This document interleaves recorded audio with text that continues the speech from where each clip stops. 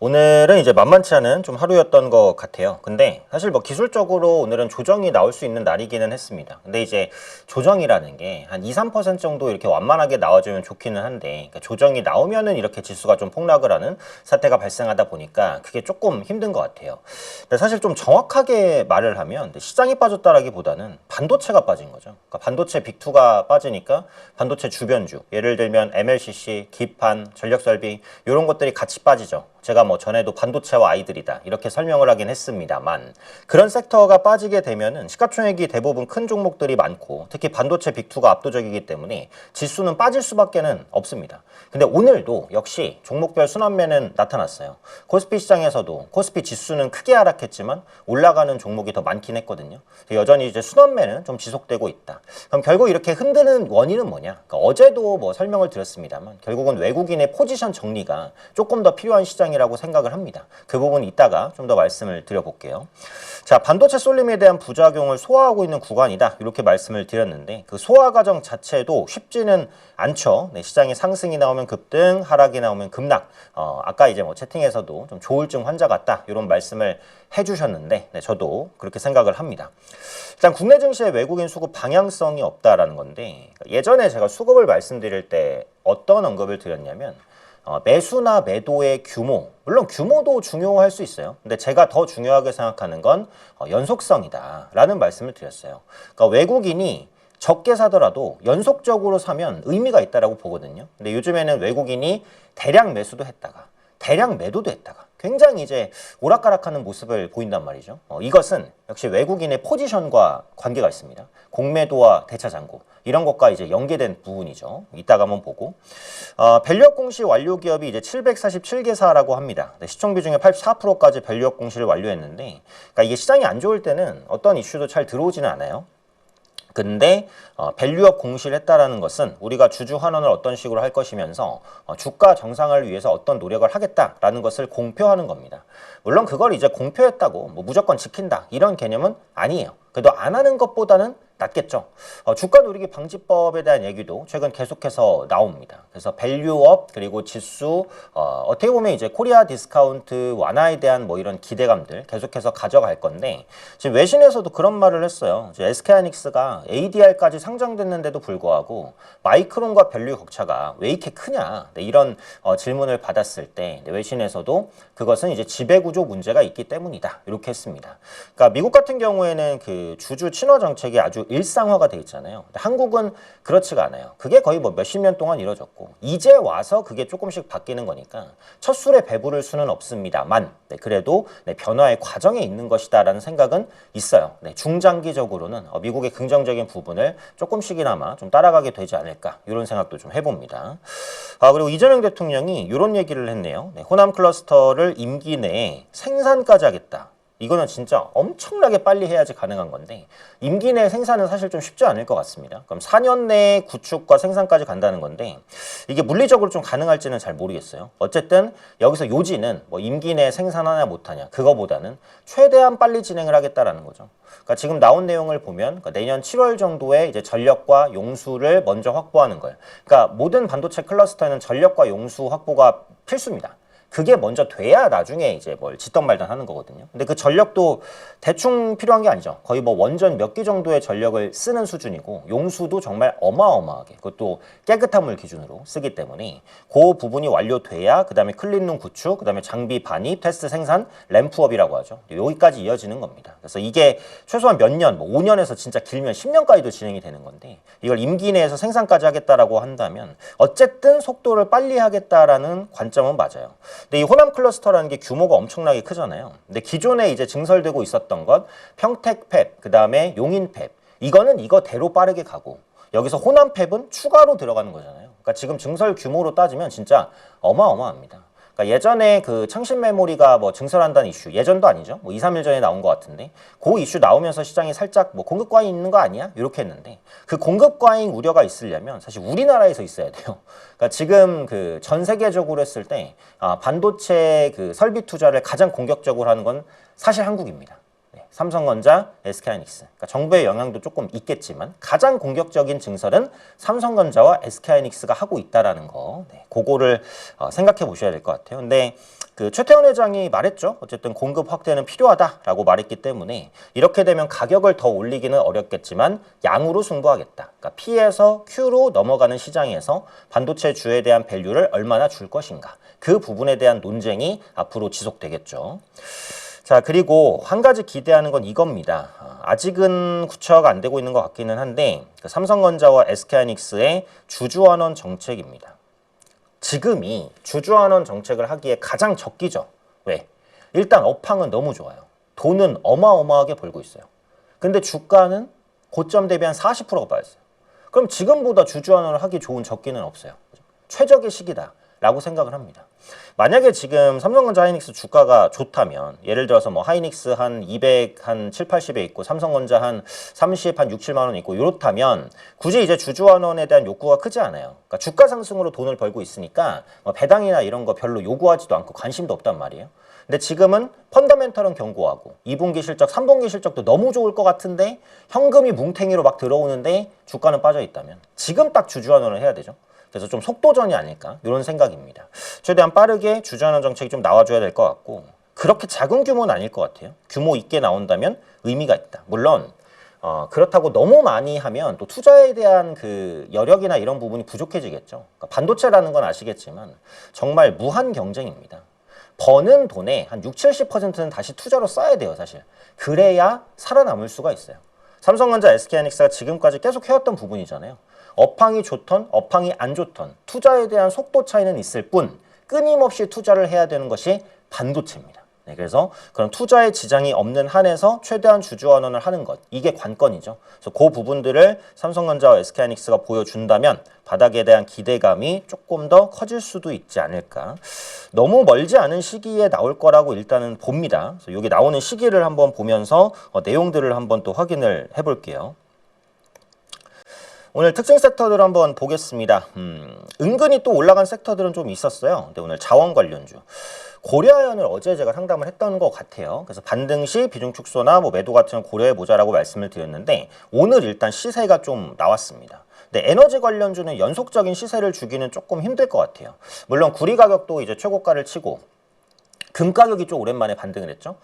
제가 이제 자산이 있으신 분들은 뭐 금에 대한 투자도 제가 권해드리는 편이다. 이런 말씀을 드렸었는데 금 가격이 소폭 반등, 그다음에 구리 가격 급등, 그리고 미국의 관세 정책이 또 계속 시행이 되다 보니까 자원 가격의 상승이 좀 더 이어지지 않을까라는 기대감들. 그래서 고려아연, 영풍 대표적인 자원 관련주죠. 그리고 엘컴텍은 금 관련주로 분류가 됩니다. 그래서 금 가격이 올라가니까 같이 또 뛰었고요. 다만 자원 관련주는 지속적인 상승을 보이기는 조금 어려울 수 있겠다라는 게 저희 뷰입니다. 이거는 어제도 좀 말씀을 드렸고요. 바이오주가 또 은근히 강했어요. 에이프릴바이오, 한미약품, 알테오젠도 나쁘지 않았던 것 같고 큐리언트를 비롯한 지금 코스닥 시장이 참 좋습니다. 오늘도 상승했어요. 5거래일 연속. 코스닥이 5거래일 연속 상승한다는 건 진짜 힘든 일인데 오늘도 장중에 변동성은 줬지만 어쨌든 소폭이나마 플러스로 마감을 하기는 했습니다. 그래서 800선 위로 올라갔어요. 저는 이제 코스닥이 800선 밑이 절대 저평가 영역이라고 생각을 했었기 때문에 800선까지 왔다면 이제 절대 저평가 영역은 지나갔어요. 그러니까 지금부터는 저평가 영역 정도. 이렇게 봅니다. 그래서 여기서 이제 코스닥을 더 크게 부양시키려면 결국 정부 정책이 먹혀 들어가야 될 것 같아요. 그게 2차 국민성장 펀드가 됐던 임상 3상 특화 펀드가 됐던 아니면은 벤처 투자에 대한 세제 혜택이 됐던 뭐가 됐든 그러니까 코스닥 부양책들 되게 많잖아요. 그러니까 아직은 뭐 시장이 크게 먹히고 있지는 않지만 또 코스닥 시장이 반등을 한다면 부양에 대한 기대감 좀 더 높아질 수는 있거든요. 그래서 그런 부분들이 어떻게 먹혀 들어가는지를 봐야 될 것 같아요. 그리고 또 중요한 건 유동성. 코스닥 시장이 가려면 유동성이 살아나야 되는데 여기서 뭐 900, 1000을 바라보려면 말이죠. 근데 투자자 예탁금이 한 103종가까지 줄어들었다가 그저께인가 한 109종가까지 올라왔거든요. 그래서 좀 회복되나? 했더니 최신 지표를 보니까 다시 102조인가 3조로 또 줄어들었어요. 그래서 투자자 예탁금도 요즘에 좀 널뛰입니다. 줄어들 때 팍 줄어들다가 튀었다가 줄어들었다가 지금 100조 원이 좀 위협받고 있기는 한데 어제 그런 질문을 하셨죠. 100조 원이 깨지면은 조금 위험하지 않을까요? 네. 그래서 심리적으로는 살짝 위축될 수 있다는 생각은 합니다. 그래서 저도 일주일에 한 두세 번 정도는 투자자 예탁금을 보거든요. 어쨌든 유동성이 살아나야 코스닥 시장이 추세적으로 갈 수 있다라는 생각. 어차피 코스닥은 실적으로 가는 지수는 아니니까. 그러니까 유동성과 정부 정책 이 두 가지가 만나야 되는데 정부 정책 기대감은 저는 조금씩 있을 거라고 봐요. 근데 유동성이 조금 말랐어요. 그게 이제 코스닥의 상단을 좀 제한하는 요인이 될 수 있겠다. 근데 그런 거 다 차치하고 지금 기술적으로 좀 쉬어갈 수도 있습니다. 그것도 이따 차트 한번 볼게요. 편의점 보겠습니다. BGF 리테일, GS 리테일. 편의점주 제가 자주 말씀드렸어요. 유통주도 마찬가지. 실적? 네, 좋다라는 말씀. 그래서 실적이 확인이 돼야 되겠지만 아마 좋을 겁니다. 그러니까 요즘에 편의점의 최대 모멘텀은 외국인이에요. 그러니까 이게 진짜 특이하죠. 외국인 많이 오는 곳을 가보시면 아시겠지만 지금 날씨 장난 아니잖아요. 근데 외국인들 엄청 많습니다. 볼 때마다 늘어나는 것 같아요. 커피숍에도 많고 백화점에도 많고 길거리에도 많고 어마어마합니다. 그들이 소비하는 금액이 그러니까 월 카드 소비액이 2조 원을 넘었어요. 월 카드 소비액이 외국인의 카드 소비액이. 우리나라에서 돈을 어마어마하게 씁니다. 최근에 원화가 강세로 가고 있기 때문에 이 부분은 조금 불리할 수도 있지만 요즘에는 외국인이 편의점 매출까지도 견인을 해줘요. 그래서 그런 부분들이 유통주를 단단하게 만들고 있다. 신세계나 현대백화점, 롯데쇼핑이 최근 주가가 좀 많이 빠졌습니다. 근데 실적은 괜찮거든요. 현재 위치에서 좀 지지를 받지 않을까 이런 생각들도 있어요. 그리고 요즘에 건설주가 되게 강해요. GS건설, 대우건설, 현대건설. 기술적으로 좀 부담스러운 위치까지 왔지만 모멘텀이 워낙 많습니다. 뭐 항상 말씀드렸지만 재건도 있고 반도체 클러스터도 있고 원전도 있고 또 국내에서 주택 5만 호 정도 공급 예정이다. 제가 말씀드렸잖아요. 그래서 모멘텀이 한 4-5가지가 있어요. 그래서 그런 부분들이 좀 겹치면서 주가 상승을 꾸준하게 견인하고 있다. 네, 건설주도 많이 빠졌기 때문에 반대의 매수가 좀 강하게 들어오고 있고요. 뷰티, 화장품도 참 강합니다. 달바글로벌, APR, 파마리서치, LG생활건강, 아모레퍼시픽 같은 종목들도 수급적으로는 되게 좋아요. 근데 이제 화장품주는 약간 방어적인 성격이 있긴 한 것 같아요. 그래서 지수가 우상향으로 돌았을 때는 조금 밀릴 수도 있겠습니다. 다만 이제 화장품주들은 되게 견고한 펀더멘털로 가고 있다는 거고 조금 특이한 건 달바글로벌이랑 APR, 아모레퍼시픽, LG생활건강을 보니까 밸류가 되게 비슷하더라고요. 20배 초반 정도에서 거의 형성이 돼 있거든요. 그래서 화장품은 20배 정도를 그 적정 밸류로 보나? 네, 이런 생각을 좀 하기는 했어요. 그래서 화장품주로 계속 보시면 되겠고 상대적으로 OEM이 좀 더 저렴하죠. PER 대비로는. 코스맥스, 한국콜마 이런 종목들이 PER은 한 13배, 14배 정도 되니까 그들도 실적은 좋거든요. 그래서 화장품주는 참 보유하고 있으면 함부로 팔기도 좀 어려운 섹터가 아닐까 이런 생각도 듭니다. 신규로 진입하기에도 조금 부담스러운 것 같고 좀 애매하죠. 보유하고 계신 분들이 가져가야 되는 그런 섹터가 아닐까 그런 생각도 듭니다. 그리고 국내외 주요 이슈들 한번 체크를 해볼게요. 오늘은 뭐 아주 굵직한 이슈보다는 조금 이제 산발적인 이슈들이 나왔는데요. 상장사 오너가 자사주 매입을 확대하고 있다. 그러니까 리가켄바이오, 동서, 한미약품, 한미반도체 이런 곳에서 이제 자사주 매입을 좀 하고 있습니다. 오너가 자사주 매입을 한다는 건 일단 긍정적이죠. 여러 가지를 생각해 볼 수 있는데 가장 그 대표적으로 생각할 수 있는 건 오너도 주가를 싸다고 생각하기 때문에 자사주를 매입할 가능성이 있습니다. 그죠? 그래서 상장사 오너의 그 자사주 매수가 최근 일주일간 한 7군데인가 8군데에서 나왔거든요. 물론 뭐 큰 규모도 있었고 작은 규모도 있었지만 규모가 작다라고 하더라도 뭐 매수하는 건 긍정적이죠. 최태원 회장이 SK하이닉스 지분을 48억인가 샀던 것처럼 그래서 규모보다는 매입하는 흐름에 있다라는 것들. 오너들도 현재 주가가 저렴하다고 생각하니까 매수할 거기 때문에 오너의 자사주 매입이 있는 종목군들도 선별적으로 한번 바라보실 수 있지 않을까 이렇게 생각이 되고요. 그리고 전 세계 모델의 92%가 엔비디아에 의존하고 있다라는 기사가 나왔습니다. 그러니까 이렇게 보면 참 엔비디아는 진짜 대단한 기업이다. 그러니까 제가 전에 그 구글에 대해서도 잠깐 말씀드린 적이 있어요. 그러니까 저는 이제 국장을 좀 중심으로 하고 3부에서 김영철 대표님이 해외장을 하시기 때문에 제가 굳이 이제 미국장에 대해서 깊게 다루지는 않습니다. 근데 요게 이제 1, 2, 3부잖아요. 만약에 이제 1부만 있었다면 제가 해외 주식을 조금 말씀 아마 드렸을 거예요. 근데 이제 구분이 돼 있기 때문에 제가 굳이 깊게는 말씀을 안 드리는 건데 엔비디아랑 이제 알파벳이죠. 이 두 기업은 정말 앞으로도 한 몇십 년, 100년 이상은 좀 살아남을 수 있는 기업이 아닐까. 그들의 구조를 보면은. 그리고 그들이 그 추구하고자 하는 그 범위가 정말 커요. AI뿐만이 아니라 이 모든 산업 전체를 좀 지배하겠다라는 욕구가 굉장히 큰 그런 기업들이 아닐까. 근데 또 이런 생각이 듭니다. 그러니까 우리가 신사업을 하거나 뭔가를 할 때 자체적으로 팀을 꾸리는 것보다는 그냥 그걸 잘하고 있는 기업에 투자를 하거나 그 기업을 통째로 사는 게 제일 좋기는 하거든요. 그러니까 엔비디아도 보시면은 새로 하려고 하지 않아요. 그러니까 기존에 하고 있는 기업들의 지분 투자를 하거나 통째로 사버립니다, 거의.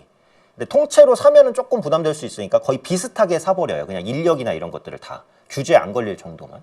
제가 전에 알파벳에 그런 말씀을 드렸죠. 와, 이 구글은 진짜 돈 되는 거에서는 다 발을 넣고 있구나.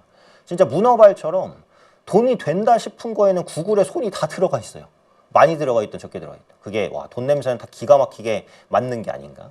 그래서 자체 사업보다는 현재 하고 있는 기업을 통째로 사거나 지분 투자라는 게 일반적인 방식이어서 우리나라도 그런 부분들을 많이 이제 좀 따라까지는 아닌데 그렇게 많이 좀 추진을 하고 있는 것 같아요. 그래서 저는 앞으로 삼성전자나 SK하이닉스가 이 현금을 바탕으로 다른 기업에 대한 지분 투자라든지 아니면 협업 이런 것들을 조금 광범위하게 하지 않을까 이런 생각들은 있습니다. 어쨌든 뭐 얘기가 샜는데 이 말을 하려고 한 건 아니고 제 엔비디아에 대한 의존도가 너무 높잖아요. 쿠다라는 시스템이 너무 압도적이기도 하고 그래서 결국은 소버린 AI를 해야 된다. 요겁니다. 그래서 기사 내용은 그거였어요. 그래서 제가 타이틀만 가져와서 그런데 소버린 AI는 어쨌든 한국에서 네이버가 가장 적합할 수 있다는 말씀을 한번 드렸어요. 그래서 네이버가 일단 바닥권은 탈출했는데 여기서 한 번 더 치고 나가려면 일단 시장 분위기가 좀 받쳐주기는 해야겠죠. 앞으로 소버린 AI 관련된 이슈가 나오면 꾸준히 말씀드리고 그래도 이제 한국에서도 퓨리오사 AI나 뭐 레니게이드 이런 것들에 대한 수출 모멘텀도 나오니까 한국 소프트웨어도 많이 뒤쳐져 있죠. 미국에는 뒤쳐져 있지만 천천히 좀 따라가는 모습들을 보이지 않을까 이런 생각도 듭니다. 자, 뉴욕의 구리 가격이 사상 최고치를 기록했습니다. 구리 가격이 올라간다는 건 산업적으로 뭐 전망이 괜찮다 이런 말도 할 수 있을 것 같아요. 그래서 뭐 나쁘지는 않은데 또 이게 폭등을 해버리면 산업에 부담이 좀 되기는 하죠. 그래서 자원 가격이 올라가면서 인플레이션을 자극할 수도 있다. 완만한 우상향은 괜찮을 것 같아요. 하지만 이제 폭등은 항상 좀 부담이 되니까 앞으로 구리 가격의 흐름들도 좀 꾸준하게 한번 체크해 보실 필요가 있지 않을까. 이렇게 이제 생각이 되고요. 또 9월 달에 폴더블 아이폰이 출시될 전망입니다. 이번에 삼성에서 나온 갤럭시 Z 폴드 8 사전 예약 판매가 어마어마했다. 144만 대였나? 진짜 어마어마했어요. 비싼데도 불구하고. 4대3 폼팩터가 여성들이 많이 좀 구매를 하면서 좋은 성과를 냈고요. 그리고 9월 달에 이제 폴더블 아이폰까지 나오게 되면 이거 폴더블 관련된 종목군들이 조금 움직일 수도 있겠다. 물론 이미 좀 움직였어요. 파이넴텍, KH바텍, 힌지 관련된 종목군들도 움직였고 BH는 약간 좀 주춤하고 있기는 한데 조금 상승을 좀 보여줄 수 있지 않을까 싶고 카메라 모듈 관련된 종목군들도 그동안 좀 약했지만 앞으로는 움직일 수 있는 가능성들이 꾸준히 좀 제기되지 않을까. 그래서 여전히 그 시장에서 좀 저는 그냥 소위 널브러져 있는 종목이라고 하는데 널브러져 있는 종목에서 계속해서 이제 기회를 좀 찾아봐야 되지 않을까. 제가 원래 좀 낙폭과대주를 좋아하긴 해서 계속 이런 쪽으로 말씀을 드리는데 뭐 성향이 들어갈 수밖에 없어서요. 그죠? 그런 부분들까지도 계속 체크를 해보겠습니다. 그래서 일단 신용 물량은 많이 정리가 됐어요. 그래서 코스피, 코스닥 신용융자, 신용대주 잔고 추이를 보면 많이 정리가 됐고 코스피, 코스닥의 신용융자와 대주 변화율 추이를 봐도 많이 정리가 됐고 단일 종목 레버리지 ETF 설정액도 많이 정리가 돼서 이 레버리지에 대한 부작용이 많이 해소가 되고 있는 과정이긴 한데 중요한 건 그 삼성전자랑 SK하이닉스에 대한 이 포지션이 정리가 아직 안 됐다는 겁니다. 거기에는 이제 공매도도 남아있고 대차 잔고도 남아있어요. 그래서 그런 부분들을 소화시키기 위해서 외국인이 인위적으로 시장을 조금 민다라는 느낌도 없지 않거든요. 그래서 그런 부분들이 앞으로도 한두 번의 출렁임을 조금 더 주게 만들 수 있지 않을까 이런 생각입니다. 근데 이제 한국 반도체가 그 일본이나 미국 반도체를 움직이잖아요. 흔들고. 그래서 지금 보시면 미국 반도체, 뭐 마이크론이 되겠죠, 대표적으로. 일본의 키옥시아나 뭐 이런 기업들도 보면 변동성이 장난이 아닙니다. 어마어마하게 움직여요. 그러니까 이게 다 레버리지의 나비 효과인 것 같기도 하죠, 사실은. 삼성하이닉스 급등락, 그걸 보고 마이크론 급등락, 키옥시아 급등락, 샌디스크 급등락 이런 것들이 다 파생해서 좀 움직이다 보니까 중요한 건 일단은 뭐 올라가냐 떨어지냐 이거보다 변동성 완화가 제일 중요한 것 같아요. 그러니까 움직이는 폭 자체가 줄어야 됩니다, 일단. 그러니까 그 다음에야 방향성을 찾고 좀 안정화가 되는 그런 흐름들이 나타나겠죠. 하이퍼스케일러의 코멘트들 요거는 제가 앞으로 계속 보긴 할 겁니다. 제일 중요한 거라고 생각하거든요. 알파벳, TPU가 그 내부 사용과 구글 클라우드 임대 중심의 가속기에서 외부 고객용 시스템 사업으로 확장되기 시작했다. 전에 말씀드린 대로 이제 구글의 TPU가 내부에서만 쓰이는 게 아니라 TPU를 팔기 시작했다. 요거죠. 아마존도 마찬가지. 트레이니움이라는 학습용 칩이 있습니다. 인퍼런시아라는 추론용 칩도 있고요. 트레이니움은 이제 그 AWS 내에서 컴퓨팅 서비스로 제공된다는 점에서 직접 공급되기 시작한 TPU 대비 역할이 제한적이었지만 여기에는 안 나왔지만 트레이니움도 이제 팔기 시작했다라는 거고요. MS, 마이크로소프트는 이제 마이아라는 가속기를 가지고 있습니다. 이건 역시도 내부적으로 쓰이는 거긴 한데 앞으로 만약에 이게 조금 더 성과가 난다라고 한다면 외부의 가속기를 좀 팔지 않을까 이런 생각이에요. 그래서 중요한 건 많은 하이퍼스케일러들이 자체 가속기를 이제 렉 단위로 팔고 싶어 한다는 겁니다. 요거는 메모리 업체는 좋죠. 네, 가속기에 메모리가 들어가지 않는 가속기는 없으니까요. 네, 그래서 그런 부분들도 시장이 안정되면 호재로서 적용될 가능성이 있다. 로봇 이슈들 간단히 한번 볼까요? 대기업의 로봇 사업 실행 단계에 진입. 삼성전자가 RX 사업 추진실을 신설했고 구미 생산 파일럿 라인과 데이터 팩토리를 구축을 했고 제조 물류 우선 적용 후 B2C로 확장하겠다. 까지가 오피셜로 나온 겁니다. 여기까지가 오피셜로. 그러니까 나머지는 거의 다 추측이에요. 삼성전자가 뭐 레인보우 로보틱스랑 다른 독자 노선을 간다 뭐 이런 얘기도 있고 어디랑 협업한다는 얘기도 있고 여러 가지 얘기가 있는데 그건 다 이제 약간의 뇌피셜과 추측. 근데 오피셜은 여기까지. 그 오피셜만 보면 아직 구체적으로 나온 건 없다. 그래서 이게 구체적으로 나와야 제가 삼성전자에서 파생되는 수혜주를 볼 수 있다는 말씀을 드렸잖아요. 근데 지금은 단순 기대감에 의해서 계속해서 올라가고 있다. 근데 여기서 그냥 확실한 건 뭐죠? 삼성전자가 로봇 사업을 적극적으로 한다는 거예요. 그러니까 지금까지 나타나는 로봇주의 강세는 거의 그런 부분들이 녹아져 있죠. 이렇게 로봇주가 계속 시장에 이슈가 된다면 역시 현대차 그룹주도 궁극적으로는 올라갈 거라고 생각을 합니다. 그래서 보스턴 다이내믹스 지분을 100% 확보하면서 모멘텀은 생겨나가고 있다라고 보니까 현대차 그룹은 항상 제가 말씀드리죠. 사팔이 아니고 긴 시각으로 바라봤을 때 빛을 볼 수 있는 종목군들이 되지 않을까. 그 얘기는 제가 계속 드리는 거고 앞으로도 현대차 그룹주들의 주가도 제가 추적을 하도록 할 테니까요. 어차피 또 상담에서 또 자주 나오는 종목이기도 하고 그래서 그런 부분들도 계속 한번 말씀을 드려볼게요.